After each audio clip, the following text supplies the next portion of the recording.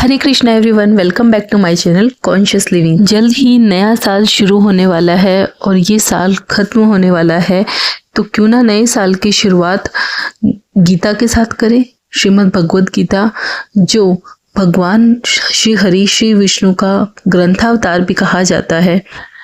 गीता का ज्ञान हम सबके जीवन में कितना महत्वपूर्ण है, यह बताने की आवश्यकता नहीं है।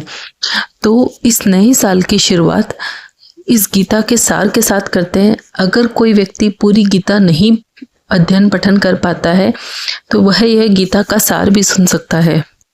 मैंने श्रीमद् भगवद गीता जब तक नहीं पढ़ी थी, जब तक मुझे भी नहीं ज्ञान हुआ कि हम सब आत्माएं हैं और ये ज़िंदगी हम आत्माओं के लिए एक इम्तिहान है, अपने अंदर से अपने सबसे अच्छे रूप को बाहर निकालने का। और भगवद गीता इस इम्तिहान को पास करने की एक अहम किताब। भगवद गीता में 18 अध्याय है और यह संस्कृत में परमात्मा द्वारा दी गई थी। समय के साथ संस्कृत भाषा रोजमर्रा की जिंदगी से निकल गई और यह ज्ञान मनुष्य से दूर हो गया। समय समय पर श्रीमद् भगवद गीता का साधारण अक्षरों में अनुवाद किया गया। इसी प्रयास को आगे बढ़ाते हुए मैं यहाँ श्रीमद् भगवद गीता संपूर्ण सार को एक आसान रूप में प्रस्तुत कर रही हूँ। यह ज्ञान भगवान कृष्ण ने सबसे बड़े धर्म युद्ध महाभारत की रणभूमि कुरुक्षेत्र में अर्जुन को कुछ 5000 साल पहले दिया। ये वो वक्त था जब धर्म का बार बार उल्लंघन हुआ। भगवान का डर मनुष्य से निकल गया। लालच की होड़ में भाई ने भाई को मारने की कोशिश करी। एक स्त्री का भरी सभा में अपमान किया गया। इससे पहले कि मनुष्य जाति धर्म युग से निकलकर पूर्ण रूप से कलयुग में जाती, युद्ध की रणभूमि में युद्ध से कुछ समय पहले भगवान श्री कृष्ण ने गीता के द्वारा मनुष्य जाति को कल्याण के लिए उपदेश दिए। अब देखना यह है कि अर्जुन तो पहले से भक्त था। वास्तविक रूप से देखा जाए तो अर्जुन को इस गीता के उपदेश की आवश्यकता नहीं थी। भगवान श्री कृष्ण ने अर्जुन को माध्यम बनाकर यह गीता का उपदेश वास्तव में कलयुग के प्राणियों के लिए ही दिया था। गीता परमात्मा द्वारा दी गई वह किताब है जो किसी एक धर्म के लिए नहीं, पूरी मनुष्य जाति के लिए है, पूरी इंसानियत के लिए है, सभी जीवात्माओं के लिए है। क्योंकि ये आत्मा को परमात्मा के बारे में, उसकी सृष्टि के बारे में और सबसे अहम यह उन कायदों के बारे में समझाती है जिनका आत्मा को मनुष्य के रूप में हर हाल में पालन करना होगा, रक्षा करनी होगी। और इन्हीं प्रिंसिपल्स को बुनियाद पे एक आत्मा को शरीर त्याग करने के बाद परखा जाएगा और इस परीक्षा में पास होने पे हमेशा के लिए इस जन्म और मृत्यु से मुक्ति मिलेगी। भगवत गीता में भगवान कहते हैं कि मैं ही सबकी शुरुआत हूँ। मैं शुरू से पहले भी था और सब कुछ खत्म होने के बाद भी रहूंगा। सब मुझ में है और मैं सब में हूँ। जो भी तुम छू सकते हो, देख सकते हो, चख सकते हो, सुन सकते हो, वो सब मैं हूँ। ये नदियाँ, पहाड़, सूरज, चंद्र ग्रह, सारे ग्रह, नक्षत्र, सब कुछ मैंने बनाया है। मैंने ही भगवान, शैतान, राक्षस और इंसान बनाया। मैं सर्वव्यापी हूँ, सब में रहता हूँ, सब में मैं हूँ, मैं ही हूँ। मैं ही ब्रह्म बनकर सब बनाता हूँ, रुद्र बन के सब नष्ट कर देता हूँ। मैं ये सृष्टि यूं ही बनाता और तोड़ता रहूँगा ताकि आत्माओं को अवसर मिल सके इस जन्म और मृत्यु से मोक्ष पाने को, हमेशा के लिए परमात्मा में मिल जाने को। भगवद गीता कहती है कि इस सबसे बड़ी परीक्षा के लिए परमात्मा ने प्रकृति का निर्माण 5 तत्वों से किया। हवा, अग्नि, जल, पृथ्वी और आकाश, जिन्हें हम छू के, चख के, सूंघ के और देख के समझ सकते हैं, पर खुद परमात्मा इन 5 इंद्रियों की समझ के बाहर है। उन्हें आत्मा इन इंद्रियों से नहीं जान सकती। आत्मा 5 इंद्रियों के साथ वैसे ही है जैसे एक लोहे का रोबोट, जिसे अपने बनाने वाले का कोई पता नहीं। अर्जुन को भी परमात्मा का विराट रूप देखने के लिए भगवान कृष्ण ने दिव्य नेत्र दिए। जब भगवान से अर्जुन ने विनती करी कि वह भगवान का विराट स्वरूप देखना चाहता है, तब भगवान ने उसे समझाया कि वह अपनी इन आंखों से उस विराट रूप को नहीं देख सकता, उसका ताप नहीं सहन कर सकता। इसलिए भगवान श्री कृष्ण ने अर्जुन पे स्नेहवश उसे दिव्य दृष्टि प्रदान करी, जिससे वह भगवान श्री कृष्ण के विराट स्वरूप का दर्शन कर सके। श्रीमद् भगवद गीता समझाती है कि आत्मा अजन्मी है, इसे कोई मार नहीं सकता, कोई जला नहीं सकता, डुबा नहीं सकता, काट नहीं सकता। लेकिन आत्मा को परमात्मा के साथ हमेशा रहने के लिए ये परीक्षा रूपी जीवन में बैठना ही होगा। इस परीक्षा के लिए परमात्मा से बिछड़ के आत्मा को पृथ्वी पे किसी न किसी स्वरूप में जन्म लेना पड़ता है और 84 लाख योनियों को जीने के और भोगने के बाद एक आत्मा को मनुष्य का शरीर और दिमाग मिलता है। इन सबसे बड़ी मर्यादाओं की परीक्षा में बैठने के लिए हर मनुष्य को इस पूरी परीक्षा के दौरान तरह तरह की अच्छी और बुरी भावनाओं के चक्रव्यूह में अपने ही भाई बहन मित्रों के साथ डाला जाता है, जिसमें हर आत्मा को अपने अंदर के तामसिक और राजसिक अवगुणों से निकल के सात्विक जीवन में प्रवेश करने के अनेक अवसर मिलते हैं। हमारे तामसिक गुण वो है जो हमारे अंदर हीन भावना पैदा करके हमें खुद को उदास और नुकसान पहुंचाते हैं। हमारे राजसिक गुण हमें ईर्ष्यालु और लोभी बना के दूसरों के प्रति नुकसान पहुंचा सकते हैं। इस परीक्षा के दौरान हर आत्मा को तामसिक और राजसिक गुणों को खत्म करके अपने सात्विक गुणों से परिचित होना होगा।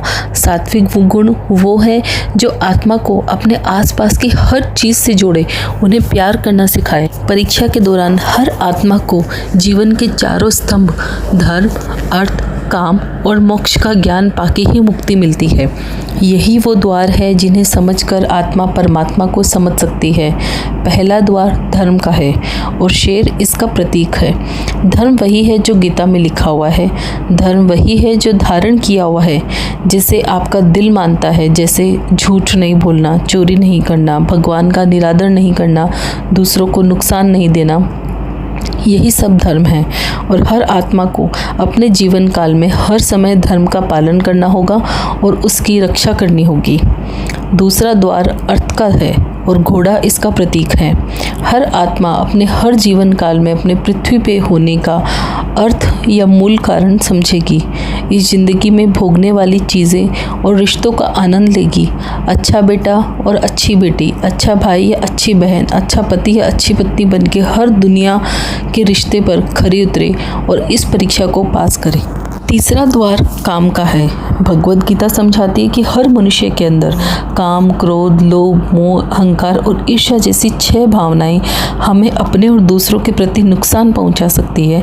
इन भावनाओं को हर मनुष्य को हमेशा अपने नियंत्रण में रखना होगा, क्योंकि इनके बहकावे में किया हुआ कोई भी काम हमारे जीवन भर की परेशानी का कारण बन सकता है और एक आत्मा संतोष और सादगी से इन भावनाओं पर हमेशा के लिए विजय पा सकती है। चौथा स्तंभ मोक्ष का है और हाथी इसका प्रतीक है। इस परीक्षा रूपी जीवन में हर मनुष्य हर समय कुछ इच्छाएं रखता है। कुछ इच्छाएं एक ही जन्म काल में पूरी हो जाती है, पर कुछ अधूरी रह जाती है। उनके पूरा होने के लिए आत्मा को वापस पृथ्वी पर आना पड़ता है।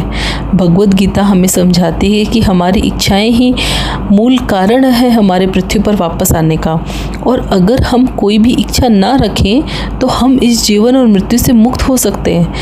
ये द्वार माफ़ी का भी है। जिन्होंने आपके साथ बुरा किया उनको माफ़ करके और जिनसे आपने बुरा किया उनसे माफ़ी मांग के मुक्ति पाई जा सकती है।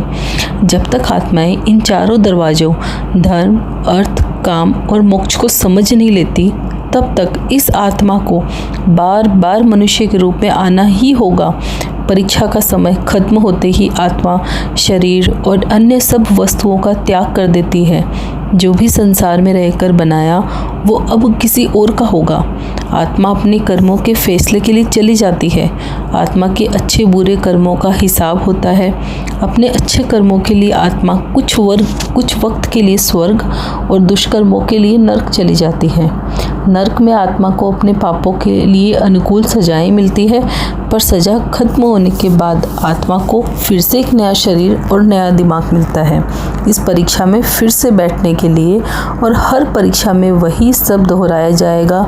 जिंदगी के 4 स्तंभ धर्म, अर्थ, काम और मोक्ष। हर जन्म में अपने कई जन्मों के कर्मों के हिसाब से हर आत्मा को कभी अच्छे तो कभी बुरे हालातों से जाना पड़ता है, लेकिन जब तक आत्मा परमात्मा के साथ योग को नहीं समझ लेती तब तक वो मुक्ति नहीं पा सकती। भगवद गीता समझाती है कि मनुष्य अपने शरीर दिमाग या दिल से भगवान को पा सकता है। शरीर द्वारा किए कर्मों के माध्यम से परमात्मा के पाने को कर्म योग कहते हैं।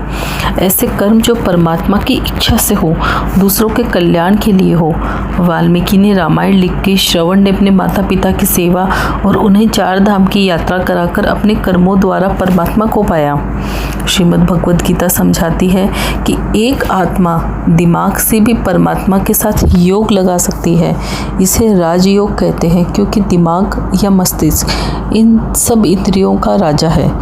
एक मनुष्य आस्था, श्वास प्रणाली, अभ्यास, साधना और तपस्या से परमात्मा को इस योग के रास्ते पा लेता है। इस योग को समझने के लिए हमें अपने अंदर की एनर्जीज यानी चक्र और कुंडलिनी को समझना होगा।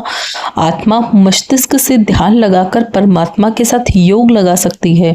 शंकराचार्य, स्वामी परमहंस, स्वामी विवेकानंद और उनके जैसे कई योगी इस योग के रास्ते परमात्मा के साथ संबंध बना पाए। परमात्मा भगवत गीता में कहते हैं कि अगर किसी आत्मा को धर्म ना भी समझ में आए, योग ना भी समझ पाए, अगर वो मेरी शरण में आ जाए तो मैं उसके सारे पाप माफ कर देता हूँ। सर्वधर्मान परित्यज्य मामेकं शरणं व्रज अहम त्वं सर्व पापेभ्यो मोक्षयामि मा शुचः। भगवान श्री कृष्ण गीता में स्वयं कहते हैं कि मुझे किसी भी प्रकार से प्राप्त नहीं किया जा सकता। मुझे प्राप्त करने का एक ही तरीका है और वही सबसे आसान और सरल तरीका है, वह है भक्ति का मार्ग। भक्ति से ही मुझे प्राप्त किया जा सकता है। मुझे बुद्धि से समझा नहीं जा सकता है। मनुष्य को चाहिए वह मुझे समझने का प्रयास नहीं करे, मुझसे प्रेम करे, मुझसे भक्ति करे। आमतौर पर हम देखते हैं कि आप, हम या कोई भी मनुष्य हो, वह सिर्फ काम के लिए भागता रहता है, दिन रात कठोर परिश्रम करता है जिससे वह अधिक से अधिक धन कमा सके, और उसके पीछे उसका उद्देश्य अंत के अंदर वही 2 रोटी पाना। वह यूं नहीं सोचता कि जिस परमात्मा ने पेट दिया है तो उसने रोटी की व्यवस्था भी की होगी। अपने आसपास के पशु पक्षियों को देखिए, क्या वो दिन में भूखे रहते हैं? क्या वो रात्रि में सोने से पहले भोजन नहीं पाते? हमारा उद्देश्य मनुष्य जीवन मिलने के बाद भी सिर्फ भौतिक सांसारिक सुखों के लिए कर्म करना नहीं है। हमें अपना असली गंतव्य जानना होगा कि हमारा मनुष्य जीवन का असली धर्म क्या है, और वही धर्म गीता में भगवान ने अर्जुन के माध्यम से हम सभी मनुष्य जीवन का असली धर्म है भगवान की ओर अग्रसर होना, भगवान की भक्ति कर कर उन्हें प्राप्त करना। तो मैंने ये गीता के सार को अधिक से अधिक सरल भाषा में आप सभी के सामने प्रस्तुत करने की कोशिश करी है। इस सभी में मुझसे कोई भूल हुई हो तो मुझे क्षमा कीजिएगा, और अगर आपको यह वीडियो पसंद आया हो तो इसे अधिक से अधिक शेयर करना ना भूले। आप सभी के लिए यह नव वर्ष मंगलमय हो, इसी शुभकामना के साथ हरे कृष्णा।